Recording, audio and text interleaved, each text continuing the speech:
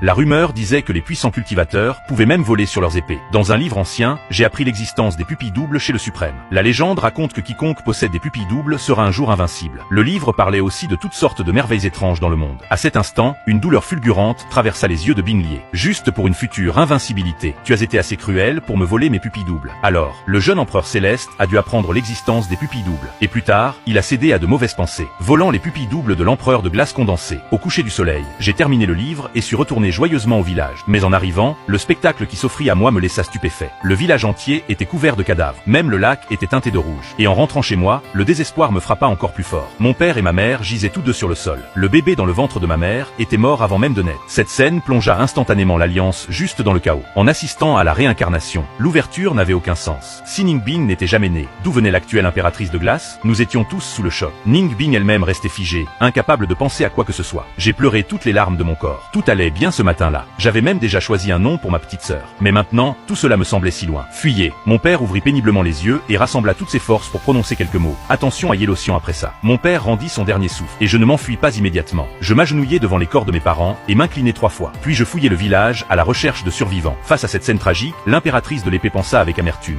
Tu as aussi souffert de la destruction de ton village et de ton clan. Alors pourquoi as-tu massacré mon clan? Après avoir confirmé qu'il n'y avait plus personne en vie dans le village, je pris le peu de nourriture qui nous restait et courus vers les montagnes aussi vite que possible. Les montagnes profondes étaient pleines de bêtes sauvages. Même les adultes n'auraient pas osé s'y aventurer. Mais grâce à l'expérience de chasse acquise en y allant avec mon père, j'ai réussi à endurer la douleur des épines et à survivre 3 jours et 3 nuits. Pendant tout ce temps, j'ai pleuré jusqu'à épuisement. Ce qui coulait de mes yeux était devenu des larmes de sang. Une fois toute la nourriture épuisée, j'ai prévu de me rendre en ville et de cacher mon identité, attendant le jour où je pourrais enfin me venger. Mais j'ai alors découvert que toute la ville avait été massacrée. Leur mort était exactement la même que celle de mes parents au village. Et il n'y avait pas que la ville. Plusieurs villages voisins avaient déjà été anéantis. De retour au village, j'ai construit une tombe pour mes parents. Après m'être prosterné, je n'ai pas osé rester plus longtemps et je suis parti. L'endroit semblait sous l'emprise d'un sortilège. La nourriture commençait à se dessécher et à se flétrir, devenant immangeable. Alors j'ai pris les outils de chasse et l'arc de mon père. Et je m'enfonçai plus profondément dans les montagnes. Si j'avais soif, je cueillais des fruits sauvages pour survivre. Si j'avais faim, je chassais pour me nourrir. Au début, je n'étais pas très doué pour la chasse. Mais petit à petit, j'ai appris. Quand j'ai atteint l'autre côté de la forêt, je suis soudain tombé nez à nez avec un énorme renard blanc. Vu la différence de taille entre nous, je n'avais aucune chance. Après avoir lutté un moment, je me suis effondré au sol. Complètement épuisé, le renard blanc a ouvert ses mâchoires et s'est jeté sur moi. Alors que ma vision se brouillait, une pensée féroce a surgi dans mon cœur. Je devais rester en vie,